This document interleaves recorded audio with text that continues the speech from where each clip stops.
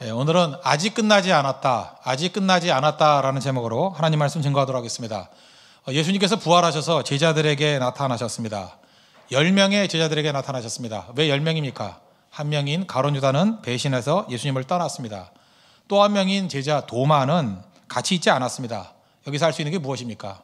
어느 상황에서든지 이 공동체와는 같이 있어야 된다는 것입니다. 예수님께서 특별히 공동체에 주시는 은혜가 있습니다. 부활의 주님이 공동체를 찾아오셨습니다. 그래서 이 공동체를 떠났을 때 우리가 누리지 못할 유익이 굉장히 많이 있다는 것입니다. 그러므로 아무리 쓰러지고 힘들다 할지라도 공동체를 떠나서는 안 된다는 것입니다. 제가 누누이 말씀드리잖아요. 내가 없을 때 부흥이 일어나면 어떡하냐고. 참 이상합니다. 내가 없을 때 부흥이 일어날 가능성이 큽니다. 그래서 언제나 공동체와 함께 있는 거, 그게 참 중요하다는 것입니다. 우리가 부활의 메시지를 많이 듣는데 오늘은 약간은 좀 공격적인 부활의 메시지를 듣고자 합니다. 부활이 우리에게 주는 요구, 디맨드, 요구가 있다는 것입니다. 그냥 가만히 있으라는 게 아니라 이렇게 하라고 압박하는 요구가 있다는 것입니다. 세 가지 요구에 대해서 살피겠습니다. 첫 번째 요구는 뭐냐? 아직 끝나지 않았다. 부활은 우리로 하여금 아직 끝나지 않았음을 요구하고 있습니다. 끝났다라고 생각하는 사람이 있습니까? 그러지 말라는 거예요. 아직 끝나지 않았다. 이 상황까지 가도록 우리를 요구하고 있습니다. 19절 보십시오. 이날 곧 안식 후 첫날 저녁 때 제자들이 유대인들을 두려워하여 모인 곳의 문들을 닫았더니, 무슨 얘기입니까? 예수님이 십자가를 지시고 죽으셨습니다. 그랬더니 제자들이 두려워 떨었습니다. 얼마나 두려웠는지 방 안에 들어가서 문을 다 걸어 잠갔다고 얘기를 합니다. 꼭꼭 숨어 있었습니다. 제자들은 예수님 십자가에서 죽으시니까 다 끝났다 이렇게 생각을 했다는 것입니다. 지금 큰 폭풍이 지나갔습니다. 이제까지 메시아로 알았던 예수님 십자가에 달려 허망하게 죽었습니다. 이제까지 구세주로 알았던 예수님 희망이 다 사라져버렸습니다. 큰 폭풍이 지나갔죠. 이제는 십자가로 끝난 것입니다. 이렇게 생각을 했다는 거예요. 그런데 큰 폭풍 이후에 더 큰 후폭풍이 있더라는 것입니다. 하나님의 아들 예수님께서 다시 살아나셨습니다. 하나님께서 절대로 예수님을 이런 죽음의 상태, 끝의 상태에 놔두지 않았다는 것입니다. 끝이 아니라는 거예요. 다시 이렇게 세우셨다는 것입니다. 그런 의미에서 부활은 끝나지 않은 이야기입니다. Never ending story예요. 부활은 끝나지 않은 얘기입니다. 세상은 계속해서 우리에게 얘기를 합니다. 끝난 거 아니냐? 아닙니다. 부활은 언제나 끝난 그 시점에서 다시 시작한다. 이걸 우리에게 보여주고 있다는 것입니다. 신앙이라는 것은 과거의 추억이 아닙니다. 앨범 속에 있는 사진을 뒤져보는 게 아니라는 것입니다. 예수님은 앨범 속의 인물이 아닙니다. 지금도 살아 계셔서 우리와 함께 일하시는 분입니다. 히브리서 13장 8절 보니까 예수 그리스도는 어제나 오늘이나 영원토록 동일하시니라. 어제에 봤던 그 예수님이 오늘도 동일하게 역사하시고 미래에도 동일하게 역사하신다는 것입니다. 왜 부활이 중요한지 아십니까? 무덤 그러면 인간은 끝이라고 생각하잖아요. 근데 무덤을 수술실로 바꾸는 겁니다. 우리를 수술해서 이렇게 세우는 거예요. 무덤을 회복실로 바꾸는 것입니다. 우리를 일으켜 세운다는 것입니다. 고린도후서 5장 17절 보니까 그런즉 누구든지 그리스도 안에 있으면 새로운 피조물이라. 이전 것은 지나갔으니 보라 새 것이 되었도다. 우린 그리스도 안에 있으면 부활과 함께 새로운 피조물이 되었다고 얘기합니다. NIV 성경은 이렇게 표현합니다. New creation, 새 창조물이 되었다. 우리가 새 창조물이 되었다는 것입니다. 우리가 recreation 그런 거 있죠. recreation. 이게 뭐 오락이라는 뭐 번역도 되고 기분 전환이라는 표현도 되지 않습니까? 원래 의미가 뭡니까? recreation이에요. 재창조. 재창조가 일어난다는 것입니다. 부활은 그런 거예요. 창조가 생이라 그러면 부활은 재생이에요. 재생. 우리가 음악 같은 걸 듣지 않습니까? 음악이 다 끝났습니다. 끝난 겁니까? 리플레이를 누르면 다시 시작되잖아요. 부활은 그거예요. 리플레이예요. 리플레이 할 수 있는 게 부활의 능력이라는 것입니다. 우리에겐 그런 가능성이 다 있다는 것입니다. 아침이 되면 아침 해가 떠오릅니다. 그러면 하나님께서 우리 인간을 어떻게 만드셨느냐? 새 힘이 솟도록 만드셨습니다.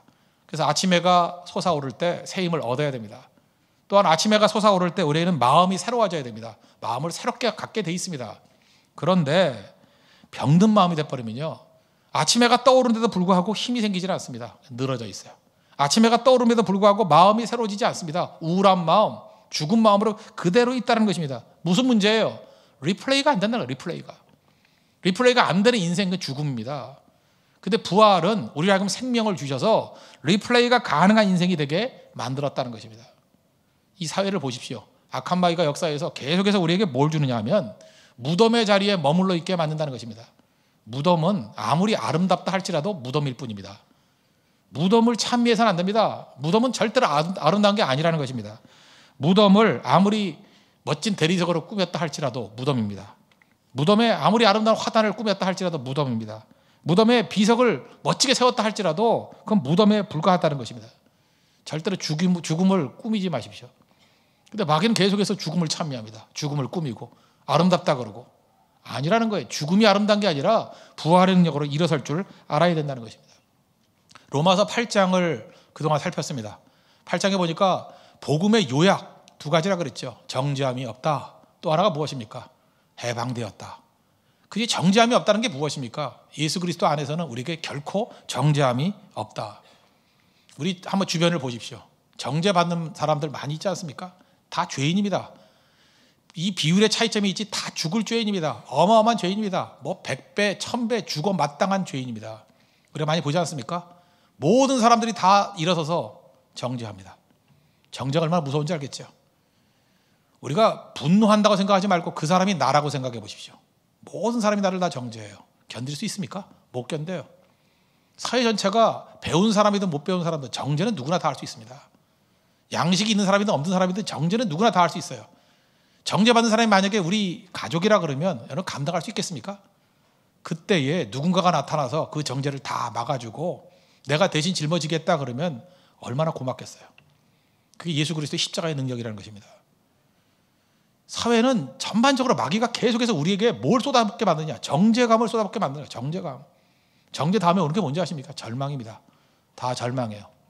사회에 희망이 없다 그러고 나라에 희망이 없다 그러고 미래에 희망이 없다 그러고 그래서 다 정죄하고 난 다음에 다 절망에 빠져버리는 겁니다.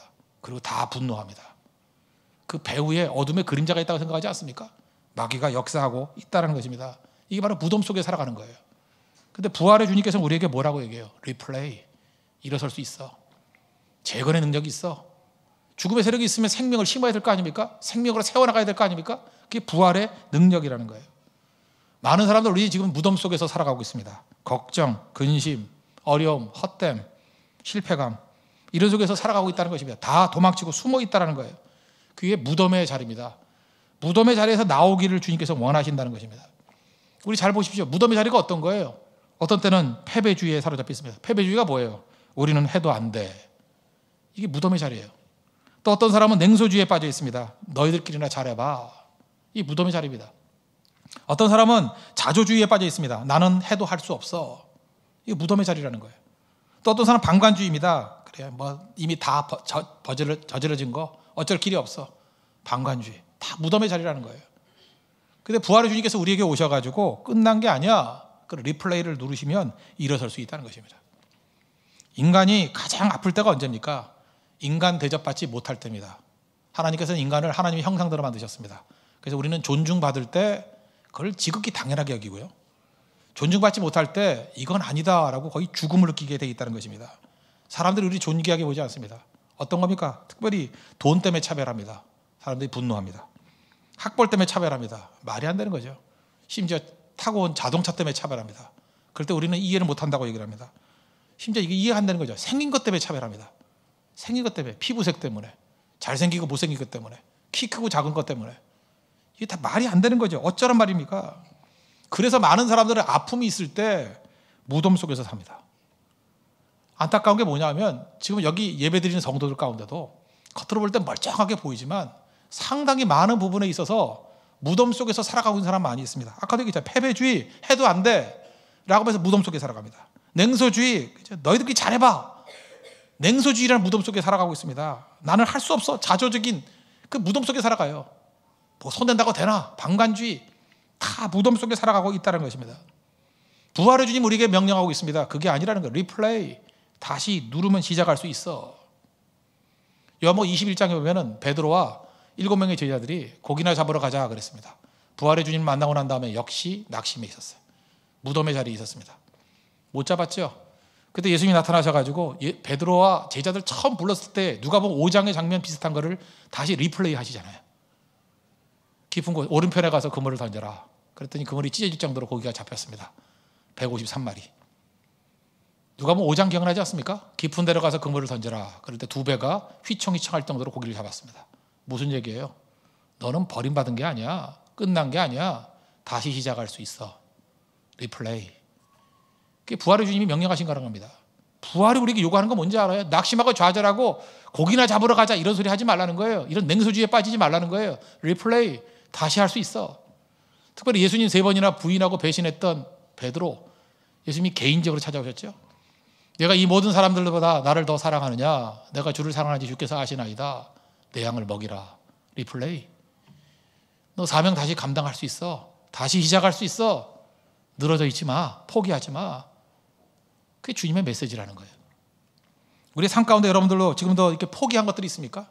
다시 그 주님의 능력, 부활의 능력을 맛보고 난 다음에 리플레이 할 수 있는 믿음의 종 되기를 바랍니다. 그래서 부활의 주님을 만나면 우리는 꿈꿀 수 있는 용기가 생깁니다. 이건 용기. 악한 마귀의 세력은 우리에게 뭐라 그러는지 아십니까? 죽음의 세력은 너는 꿈조차 꿔서는 안 돼. 말도 안 되는 소리야. 너는 아무것도 해서는 안 돼. 너는 끝장난 인생이야. 절망을 줍니다. 그렇지만 부활의 주님 우리에게 용기를 줍니다. 다시금 꿈꾸라는 거예요. 할 수 있다는 것입니다. 위로와 은혜와 세임받고 일어서라는 것입니다. 그리고 과거의 모든 것들을 다시 세울 수 있는 하나님의 능력이 종이 되라고 우리에게 부르십니다. 그 부르심에 응답할 수 있는 믿음의 종 되기를 축원합니다. 두 번째 부활의 요구는 뭐냐? 포기하지 말고 정면 승부하기를 요구한다는 것입니다.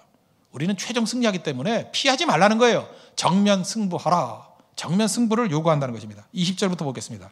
이 말씀을 하시고 손과 옆구리를 보이시니 제자들이 주를 보고 기뻐하더라. 예수께서 또 이르시되 너희에게 평강이 있을지어다. 아버지께서 나를 보내신 것 같이 나도 너희를 보내노라. 이 말씀을 하시고 그들을 향하여 숨을 내쉬며 이르시되 성령을 받으라. 이게 무슨 얘기입니까? 손과 옆구리를 보이시니 십자가를 통과하라는 거죠. 우회하지 말라는 것입니다. 우리 앞에 십자가가 있다 할지라도 십자가를 두려워서 우회하거나 피하거나 하지 말라. 정면 승부하라는 거예요.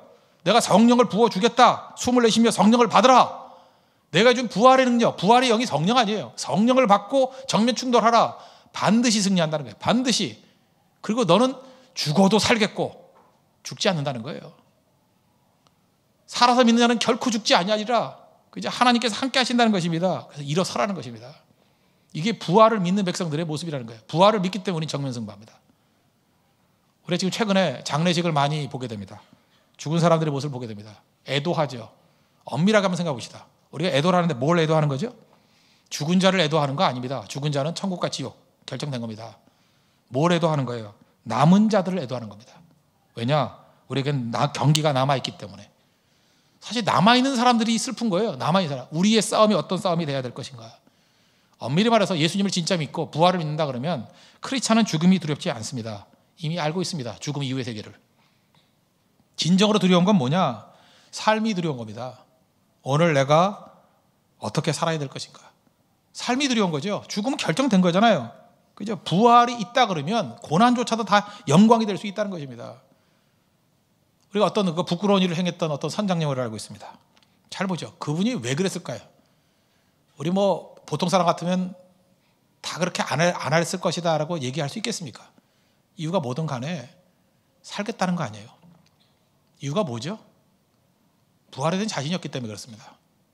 그러니까 죽음의 문제를 해결하지 못하면 삶조차도 누추하게 될 수밖에 없다는 것입니다. 그러나 죽어도 살겠고 죽음 이후의 세계에 확실한 보장이 있는 사람들은 삶 자체가 다 살아나게 돼 있다는 것입니다. 절대로 고난 갖고 눌리지 않습니다. 여러분 예수를 믿죠? 부활의 능력을 믿습니까? 질문해 봅시다. 우리의 삶의 문제가 고난의 문제에만 매달려 있다. 그럼 그건 불완전한 믿음입니다. 우리 인생은요, 그리스도인들은 이 땅의 문제가 고난의 문제가 아닙니다. 부르심의 문제예요. 부르심의 문제. 한번 예를 들어보겠습니다. 다윗을 한번 예를 들어봅시다. 다윗 같은 사람을 보십시오. 다윗에게 많은 고난이 있었습니다. 근데 다윗이 고난 때문에 포기했습니까? 다윗은 고난 때문에 포기할 수가 없었습니다. 왜? 그런 고난이 문제가 아니에요. 그에게서 중요한 건 뭐냐? 부르심이에요. 왕으로 부르심을 입었잖아요. 왕으로 기름 부음을 받았잖아요. 그러니까 다윗의 마음 가운데는 왕입니다. 왕이라는 부르심이 있어요. 콜링이 있어요. 그러므로 왕 되기 위한 과정으로 여러 가지 고난이 오는 거예요. 고난이 보이는 게 아니라 부르심이 보이는 겁니다. 다윗은 부르심을 봤어요. 우리 인생 가운데 부르심이 안 보이고 고난이 많이 보인다는 것은 부활의 부르심이 없기 때문에 그래. 부활의 소망이 없기 때문에 그렇다고요. 내 삶의 콜링이 없기 때문에 그렇다고요. 요셉을 보십시오. 요셉의 삶 가운데 많은 핸디캡이 되는 게 뭡니까? 가정 문제였습니다. 어머니가 넷이에요. 콩가루 집안이죠. 지금도 가정에 문제가 있다고 생각하는 분들이 있습니까? 우리 가정은 이혼했습니다. 부모님이 이혼했습니다. 내가 아픔이 있습니다. 뭐 이것저것 뭐 말로 표현하기 힘든 치유받지 못할 아픔이 있습니다. 요셉보다 더 문제 있는 가정에서 태어난 사람이 있습니까? 가정에 불화가 있습니다. 가정 문제가 있습니다. 근데 가정 문제가 그의 인생을 포기하게 만들었습니까? 요셉에게 있어서 가정 문제가 얼마나 크게 부각돼요? 별로 부각되는 것도 없습니다. 왜? 그에게는 부르심이 있습니다. 요셉에게 부르심을 뭐라고 표현해요? 꿈이라고 표현되는 그 부르심이 있어요. 콜링이 있다고요. 요셉의 일대기를 쭉 보십시오. 요셉의 삶을 갖다가 이렇게 이끌어갔던 드라이빙 포스는 부르심이었어요. 부르심. 가정 문제 아니었습니다. 가정 불화 이런 거 아니었어요. 그것 때문에 포기될 수 없습니다. 문제는 뭐예요? 고난입니까? 고난의 문제가 아니에요. 부르심의 문제라고요. 내 삶 가운데 부르심이 확고하게 서 있나? 부르심이 있으면 나머지는 다 그냥 밀고 나가는 겁니다. 극복이 가능한 거예요. 그건 큰 문제가 아닙니다. 고난의 문제는 절대 우리 삶 가운데 영향을 미치는 게 아니라는 것입니다. 부르심이에요. 부르심. 다니엘을 보십시오. 다니엘의 삶 가운데 큰 핸디캡이 되는 게 무엇이었습니까? 신분의 문제입니다. 포로라는 신분. 여러분 가운데 지금 신분에 문제가 있는 사람들 있습니까? 야, 난 신분 때문에 안 돼. 포로 신분보다 더 어려울 수 없잖아요. 그런데 다니엘을 지배했던 게 포로 신분이라는 그 문제입니까? 고난입니까? 아니잖아요. 부르심이에요. 70년 끝나고 난 다음에 이 백성은 돌아간다. 하나님께서 나를 갖다가 선지자로 부르셨다라는 부르심, 콜링이 있기 때문에 포로 신분은 아무 문제가 되지 않습니다. 다니엘서를 읽어보십시오. 다니엘이 포로 신분 때문에 못할 일이 뭐가 있습니까? 그것 때문에 낙심한 일이 뭐가 있어요? 할 거 다 하잖아요. 생명 걸고 기도할 수 있고, 사자고로 들어갈 수 있고, 풀뿌리에 들어갈 수 있고, 우상에게 바치질 음식을 거절할 수도 있고, 못할 게 없잖아요. 왜요? 그의 삶은 고난의 문제가 아니에요. 이거 하면 고난이 오나 안 오나 그 문제가 아니라 부르심의 문제, 콜링의 문제. 결국은 부활의 주님께서 우리에게 주시는 요구가 뭐냐? 너에겐 최종 승리, 부르심이 있다는 거예요. 내가 너와 함께 한다는 것입니다. 절대 죽지 않는다는 거예요. 죽어도 살겠다는 거예요. 그러므로 정면 승부하라. 오늘도 우리의 많은 삶 가운데 지금부터 정면 승부를 해야 되겠는데 못하겠다고 하는 그런 마음들이 생기죠. 잘 고난이 보이죠. 어려움들이 보이죠. 넘어질 것들이 보이죠. 다시 점검하셔야 됩니다. 부활에 대한 요구 앞에 서야 돼요. 내가 부활 믿음이 있는가? 부활의 믿음이 있다 그러면 정면 승부합니다. 그리고 반드시 승리하게 된다는 것입니다. 그리고 그 승리가 있어야만 우리가 과거에 누추하게 산 게 있잖아요. 누추하게 살았던 과거, 현재가 다 구원받습니다. 구속받아요. 제가 누누이 말씀드리잖아요. 야구 시합을 하는데 7대0으로 지고 있습니다. 참 한심하게 산 거죠. 내 인생이 7대0으로 지고 있어요. 실수도 했고 맨날 삼진 아웃당하고 그러니까 7대0이 된 거죠. 그런데 마지막 순간에 9회 말에 8점 올라가죠. 8대7로 케네디 스코어라 그러는 극적인 역전승을 거뒀다 그러면 어떤 일이 벌어져요?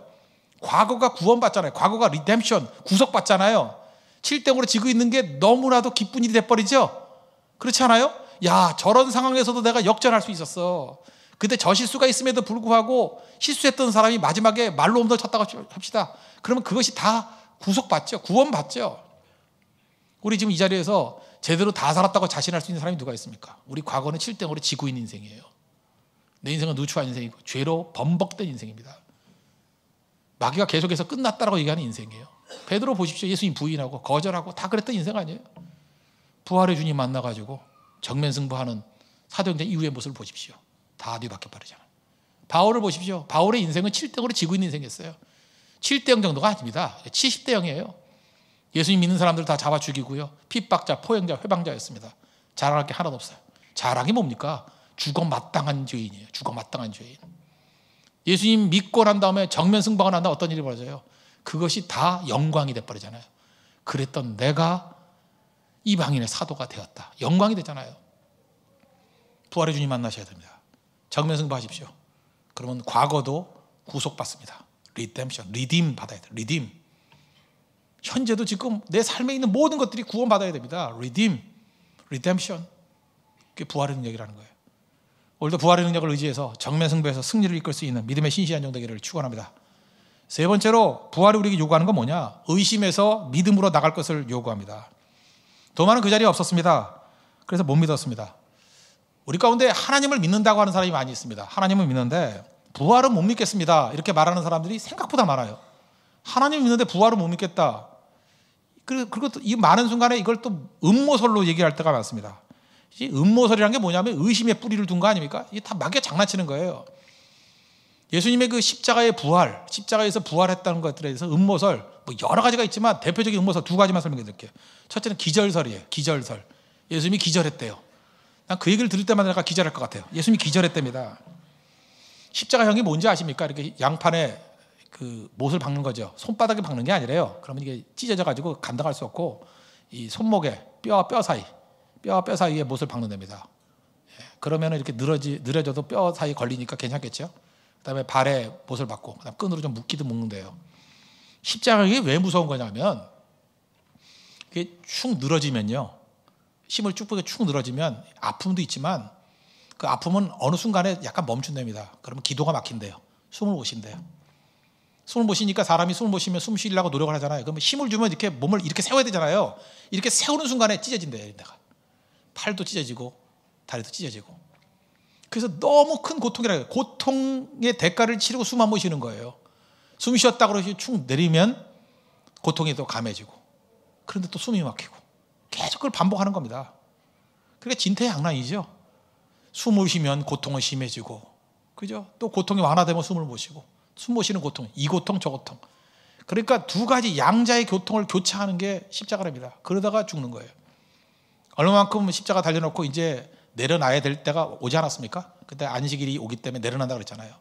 그럴 때 가보면은 살아있는 사람, 아직까지 살아있는 사람이 있으면 로마 군병들이 이게 십자가형으로 죽이는 전문가들입니다. 딱 보면 숨이 남아있잖아요.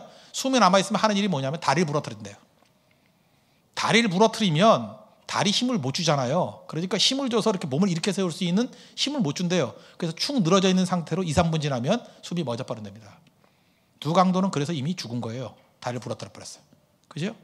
근데 살아있기 때문에. 근데 예수님은 가보니까 숨이 멎어 있어요. 로마 군병들이 그거 전문가라니까요. 그래서 숨이 멎은 걸 확인하고 다리 부러뜨리지 않았다. 그건 무슨 얘기입니까? 이미 죽었다예요. 근데 그걸 갖고 기절이라고요? 정말 기절하겠어요. 믿지를 않는 거예요. 그냥 의심하는 거예요. 또 하나가 도난설이 있습니다. 예수님 시체를 훔쳐갔대요. 훔칠 게 없어요. 시체를 훔쳐갑니까? 근데 로마서 20장 6절 7절 보십시오. 시몬 베드로는 따라와서 무덤에 들어가 보니 세마포가 놓였고 또 머리를 쌌던 수건은 세마포와 함께 놓이지 않고 딴 곳에 쌌던 대로 놓여 있더라. 예수님 그 시신이 있는데 훔쳐갔다고 합시다. 근데 훔쳐가는데 만약 훔쳐갔다 그러면 그 세마포 붕대는 다 풀어버리고 시신만 싹 훔쳐가요? 인건비 들게? 여러분 같으면 그렇게 하겠어요? 옷 입는 거 수위 벗기고 훔쳐가겠어요? 그냥 입은 채로 훔쳐가겠어요? 도둑질 안 해봐서 몰라요? 수위라고 하지만 세마포라는 게 뭐냐? 이게 붕대 감는 실을 감는 거거든요. 빙빙 감는 거예요. 그런데 이 성경 그 표현 그대로 보면 그 안에 몸만 쏙 빠져나갔대요. 몸만. 그러니까 예수님의 영체죠. 영의 몸. 그죠? 이게 스피리추얼 바디이기 때문에 쏙 빠져나간 거지 그렇게 빠져나올 수도 없는 거예요. 그래서 형태는 그대로 남아있더라는 거예요. 그러니까 예수님이 부활의 증거가 되는 거죠. 이게 도난설이 아니라. 그러고 난 다음에 그 3, 4일 정도 지나면요. 사람 몸이 썩기 때문에 이 붕대와 함께 이렇게 같이 썩는 됩니다. 그래서 끈적끈적해진대요. 이렇게 끈적끈적. 그 뜯고 싶겠어요? 그 시체? 그렇잖아요. 그 얘기는 무슨 얘기냐? 이 도난설 자체도 말이 안 된다는 얘기입니다. 굳이 설명한다 그러면 비약해서 마지막 결론적으로 얘기한다 그러면 사도행전에 나오는 제자들의 모습 보십시오. 두려워 떨고 방문 걸어 잠그고 숨어있던 제자들이 다음 데에 나가서 예수 그리스도의 십자가 부활을 증거하기 시작했습니다. 무슨 얘기예요? 예수님 부활을 봤다는 거예요. 그들의 행동의 변화를 뭐라고 설명하겠습니까? 그들이 거짓말했다고요? 그럼 거짓말을 위해서 목숨 거는 사람이 나와요? 그것도 한두 명이 아니라 떼거지로? 그러면 그렇다면 그것도 기적이죠. 거짓말을 위해서 120명이 넘는 사람들이 저렇게 떼거지로 거짓말을 동시에 입을 맞춰서 하더라. 그것도 기적이죠. 그럴 수 없다는 것입니다. 예수님 부활하셨습니다. 그럼에도 불구하고 우리는 계속해서 의심해요. 의심의 문제 얘기했습니다. 부활의 주님이 우리에게 요구하는 거 의심하지 말고 믿음으로 가라는 거예요. 몇 가지 요구를 하겠는데 도마처럼 혹시라도 의심의 시기에 놓여 있는 분도 계실 겁니다. 예배는 드리지만 난 믿어지지 않아요. 의심합니다. 그러나 아무리 의심을 한다 할지라도 절대로 잠수 타지 마십시오. 악한 마귀가 제일 좋아하는 게 뭐냐? 별거 아닌 것 같이 보이지만 잠수 타는 겁니다. 도마 예수님의 10명의 제자 가운데 11명의 제자 가운데 홀로 10명의 제자 놔두고 홀로 잠수 타버렸잖아요. 부활의 주님이 공동체에 나타나셨을 때 도마만 보지 못했습니다. 그게 무슨 얘기예요? 주변 사람과 함께 있으면 의심이 있더라도 최소한도의 믿음을 유지할 수 있습니다. 그리고 공동체에 주시는 은혜가 있어요. 공동체에 주시는 은혜를 무시하지 마십시오. 항상 공동체에 머물러 있는 그러한 결심이 있는 우리 믿음의 종 되기를 바랍니다. 또 한 가지는 의심은 해도 불신앙으로 가지 마십시오. 의심은 비교적 정직한 겁니다. 의심은 정직한 거예요. 왜 내가 의심하고 있다는 건 정직한 거잖아요. 반면에 불신앙은 완고한 것입니다. 하나님에 대한 태도를 세 가지로 얘기할 수 있죠. 철학적으로 얘기한다면 유실론이 있고 불가지론이 있고 또 하나가 무실론이 있습니다. 우린 다 예수님 믿는 사람이니까 유실론도 설명 안 하겠습니다. 불가지론이 뭐예요? 하나님이 있는지 없는지 모르겠다. 그거 아니에요? 알 수 없다. 불가지론. 이건 정직한 거죠. 이건 사실 성경에도 지지하는 얘기입니다. 우리가 하나님이 우리를 만나 주시지 않으면 하나님 만날 수 있어요? 없어요? 못 만나요. 그래서 그걸 계시라 그랬잖아요. 리빌레이션. 리빌 해야지. 주님이 이렇게 드러내 보여주셔야 우리가 볼 수 있다는 거 아니에요. 드러냄. 그 리빌레이션. 그러면 그 계시잖아요. 계시. 하나님 우리에게 보여주지 않으면 우리 하나님 만날 수 없습니다. 그래서 어찌 보면은 불가지로는 성경적인 거예요. 하나님이 만나 주시기 이전까지 우리 하나님을 알 수 없다. 이거 사실 정직한 겁니다. 근데 무실론은 뭐냐? 하나님 없다라는 거예요. 이건 완고함입니다. 자기가 뭘 알고 하나님이 없다 그래요? 이건 진짜 완고한 거예요. 완고한 거. 우물 안에 개구리 예를 듭시다. 우물 안 개구리. 우리 한국 사람들 많이 얘기하는 거 아닙니까? 어떤 개구리가 태어났는데 우물 안에 태어났어요. 죄는 아니죠. 태어나게 우물 안에 태어난 거 어떻게 해요? 우물 안에 태어났습니다. 개구리 태도입니다. 나는 우물 밖에 나가본 적이 없기 때문에 우물 밖에 뭐가 있는지 잘 몰라. 이게 불가지론이에요. 이건 정직한 거죠. 나가본 적이 없는 개구리가 우물 밖에 뭐가 있는지 모른다 그러는 거에 대해서 뭐라고 탓할 수는 없잖아요. 그러면 기회가 되면 이렇게 집어다가 이제 봤니? 이게 세상이야. 그럼 그때 있다 없다 말할 수 있잖아요. 그러니까 불가지론은 정직한 겁니다. 근데 우물 안에 개구리가 우물 밖에 나가기도 전에 우물 밖에는 아무것도 없어. 이거 완고함입니다. 지가 뭐 한다 그래요? 그건 자기 자신을 믿는 거죠. 무신론도 또 하나의 믿음이에요. 나를 믿는 거예요. 우물 밖에 아무것도 없다. 누가 그래요? 완고해지지 마십시오. 의심은 하되 불신앙으로 가지 말라는 것입니다. 의심, 답을 위한 의심은 좋습니다. 그러나 답이 없다라는 완고함, 그건 틀린 겁니다. 제가 오늘 설교 가운데 제일 어려운 표현을 한번 쓰겠습니다. 방법론적인 회의는 좋습니다. 방법론적인 회의는 좋아요. 그러나 궁극적인 회의는 옳지 않습니다. 방법론적인 회의는 뭐예요? 하나님 찾을 때까지 의심하는 거예요. 그거는 좋은 거예요. 그러나 완고함을 가지고 궁극적인 의심을 해버리는 거, 하나님 없다라고 단정해버리는 거, 이거는 완고함이에요. 완고함. 이건 바로의 죄라고요. 강팍함, 완고함. 제가 어떤 분에게 질문을 드린 적이 있습니다. 이분은 신학을 공부하는 분입니다. 신학을 공부한 분이 사실 예수 안 믿기 시작하면 그것만큼 어려운 게 없어요. 아내가 어렵게 이렇게 교회를 데리고 나왔습니다. 나왔더니 이분이 자기가 알고 있는 모든 신학적인 지식을 다 동원해가지고 가장 어려운 질문을 저에게 몇 가지 했습니다. 가장 어려운 질문. 제가 그 진지하게 진짜 머리카락을 희생해가면서 대답을 했습니다. 질문에 대해서 다 대답을 했어요. 제가 생각할 때 꽤 만족한 대답을 했습니다. 그분이 원하는 대답을. 그 다음에 그분이 교회를 안 나옵니다. 이거 뭐냐? 기분 나쁘대요. 묻는 것마다 다 대답해서. 그분은요, 그분에게 꼭 필요한 것은 대답이 아니라 그분의 부정적인 태도예요. 그게 완고함입니다. 완고함. 하나님께서 우리에게 질문 갖고 있는 것을 뭐라 그러지 않습니다. 예수님은 답이시잖아요. 예수님은 그 답이잖아요. Jesus the answer. 예수님이 답이잖아요. 물으면 때가 되면 알려주십니다. 전 그걸 믿어요. 우리가 잘 모르고 하면 주님이 알려주셔요. 의심하면 의심을 풀어주시는 분이라고요. 그러나 그 예수님 자체를 자기 완고함을 가지고 무시하지 마십시오.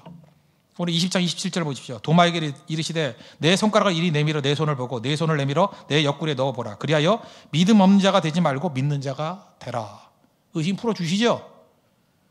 의심하는 게 좋다는 얘기는 아니지만 이런 방법론적인 의심을 하고 있는 도마에게 확신 주시잖아요. 너 보고 믿으라고. 의심 있는 것 자체가 문제라고 생각하지는 않습니다. 그러나 정직하게 답을 위한 질문을 하십시오. 예수님 풀어주십니다. 풀려요. 그러나 완고해지지 말라는 거예요. 가끔가다 요즘에 뭐 음모설 외치는 사람이 있지 않습니까? 세상에 있는 모든 것들을 다 의심해요. 다 틀렸다 그러고 뭐 증거를 갖다 대도 믿지도 않아요. 어떻게 그런 사람들이 점점 많아지는지 모르겠어요. 이게 막의 역사하는 것 때문에 그래요. 전반적인 사회가 의심의 세력이 어마어마해졌습니다. 다 믿질 않아요. 다 의심해요. 근데 재밌는 현상이 벌어져요. 그 의심하는 그 사람에게 뭘 얘기를 해가지고 너 왜 그래? 하고 그 사람을 의심하면 화를 버럭 내요. 세상의 모든 것을 다 의심하면서 자기를 의심하면 안 된대요. 무슨 얘기입니까? 내가 하나님이라는 거예요. 지금 우리 모든 사람들이 다 한 사람 한 사람이 자기가 하나님이 돼가고 있어요. 자기는 마음대로 다 의심해버리고 하나님도 의심해버리고 다 의심해버리지만 나를 의심하면 안 된다는 거예요. 이제 하고 싶은 말이 뭐예요? 내가 하나님이야.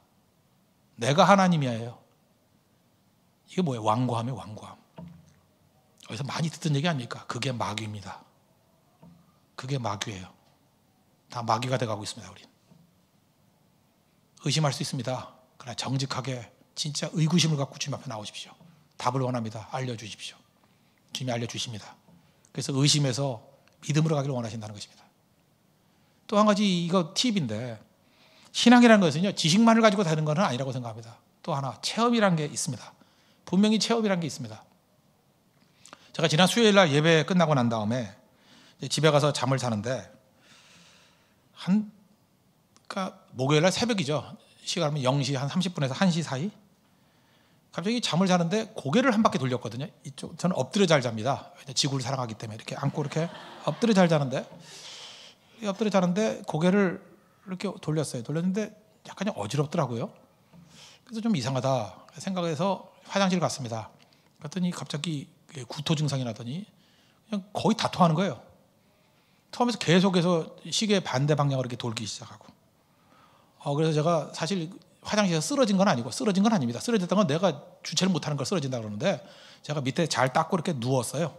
누웠다고요. 잘 닦고 물기 없애고 잘 누웠어요. 도저히 움직일 수가 없더라고요.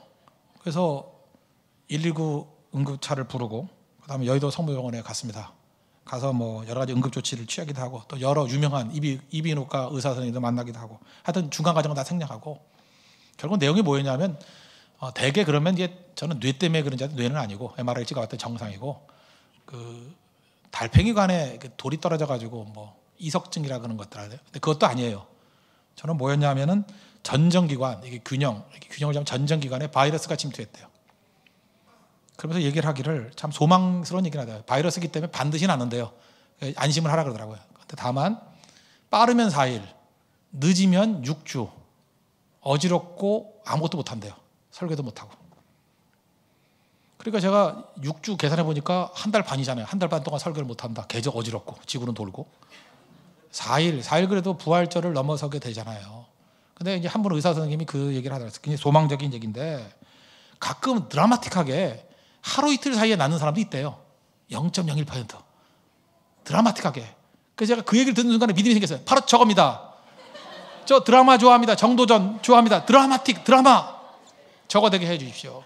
그렇게 기도했어요. 하나님, 내 하루 이틀 만에 좀 낫게 해주시고 반드시 부활절에는 설교할 수 있게 해주세요. 그랬거든요. 또 한 가지 내가 기도했던 내용 중에 하나가 뭐냐, 어떤 성도의 메일이었어요. 그 성도가 이런 메일이 왔더라고요. 제가 이전 교회에 있을 때 갑자기 안 나오시더래요. 제가 그래서 이제나 저제나 기다리는데 2달 넘게 기다려도 안 와가지고 집 근처 교회 다니다가 뭐 그렇게 됐답니다. 그러면서 이번에도 이렇게 갑자기 사라져가지고 안 나타나면 어떡할까 하고 굉장히 걱정되고 마음에 두려움이 온다고. 근데 그 얘기를 듣는 순간에 마음이 아프더라고요. 지금 이런 성도의 마음이라도 확신을 주기 위해서라도 반드시 부활절 설교에 나가기를 원합니다. 그때 하나님께서 이렇게 세워주셨어요. 의사도 깜짝 놀랄 정도로 1박 2일 만에. 물론 약물의 치료도 있어요. 지금 제가 스테로이드를 12알을 먹었어요. 오늘. 스테로이드 아시죠? 이렇게 그 운동선수들 약물 중독이잖아요. 약물 먹으면 막 힘이 솟고. 제가 스테로이드를 먹어보니까 알겠어요. 이게 일종의 마약인가 봐요. 다 예뻐 보이고요. 입맛이 너무 돌고요. 뭐 느낌에 이게 막 힘이 솟아요. 힘이. 근데 이 스테로이드 열 이상 먹으면 안 된다는데 12알 6일째 먹고 있거든요. 물론 약물 때문에 일어선 것도 있습니다. 그러나 약물 때문에 이렇게 움직일 수 있는 게 쉽지 않대요. 하나님께서 약속해 주시잖아요. 제가 느낌이 그거였어요. 체험이거든요. 하나님 믿음으로 의심이 아니라 하나님 부활의 능력이 임하기를 원합니다. 기도했을 때 하나님께서 일어설 수 있는 힘을 주시더라고요. 확신이 오더라고요. 우리가 참 묘해요. 작년 이맘때쯤에 우리 황원호 목사님께서 급성 난청이 온 거 아시죠? 여러분도 혹시라도 갑자기 귀가 안 들리거나 헤드폰 자꾸만 끼고 다니는 거 아닙니다. 급성 난청이 오면요 2주 안에 돌아와야 됩니다. 그러지 않으면 영원히 귀 안 돌아와요.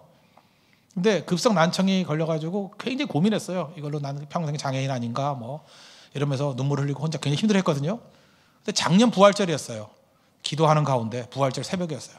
기도하는 가운데 막 콧물 쏟고 뭐 이렇게 쏟아져 나오더래요. 막 쏟아져 나오면서 귀가 열려버렸어.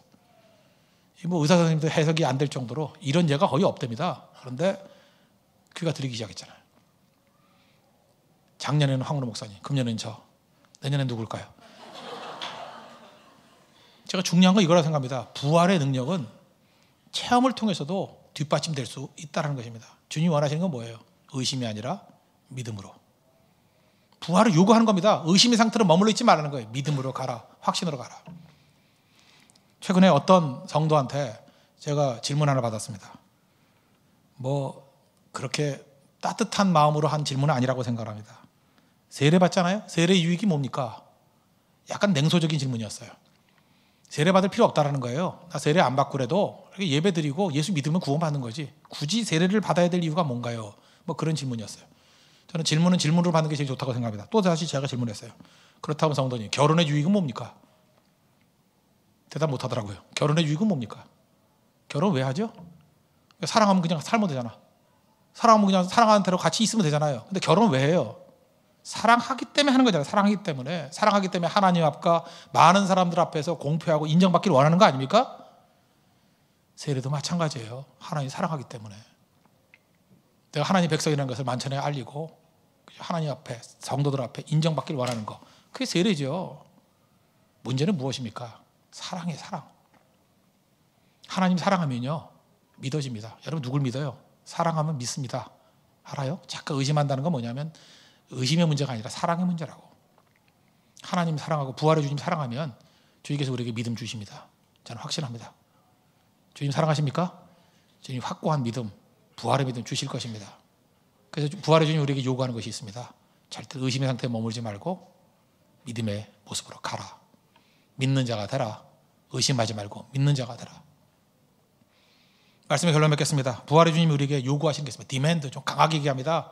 그냥 해도 되고 안 해도 되고 하는 문제가 아닙니다. 부활의 주님이 우리 성도들에게 친히 요구하십니다. 디맨드 하셔요. 디맨드. 내용이 무엇입니까? 아직 끝나지 않았다는 거예요. 끝났다고 생각하는 사람이 있습니까? 내 인생은 끝이야. 난 여기서 끝이야. 그렇지 않다는 거예요. 부활의 주님이 얘기한다는 거예요. 리플레이, 다시 시작할 수 있어. 끝난 게 아니라는 거예요. 새 인간 가지고 일어설 수 있는 믿음의 종 되기를 바랍니다. 또 한 가지, 두려워 떨면서 이리저리 피하지 마십시오. 정면 승부하십시오. 7대 0이라도 괜찮습니다. 정면 승부하십시오. 8대 7로 역전시킬 것입니다. 그래서 과거를 구원해 주시고 현재를 구원해 주시는 능력이 임하게 될 것입니다. 그리고 세 번째, 의심하지 마십시오. 부활의 주님 만나서 체험을 통해서, 말씀을 통해서, 그죠? 주님의 질문을 통해서 믿음의 단계에 놓이십시오. 믿음이 세상을 이기는 것입니다. 그런 승리가 임하는 주의 종 되기를 축원합니다. 기도하겠습니다. 이 시간 다 같이 하나님 앞에 간구하도록 하겠습니다. 부활의 요구 끝나지 않았습니다. 정면 승부하겠습니다. 의심에서 믿음으로 가겠습니다. 이런 부활의 능력을 달라고 다 같이 하나님 앞에 간구하도록 하겠습니다.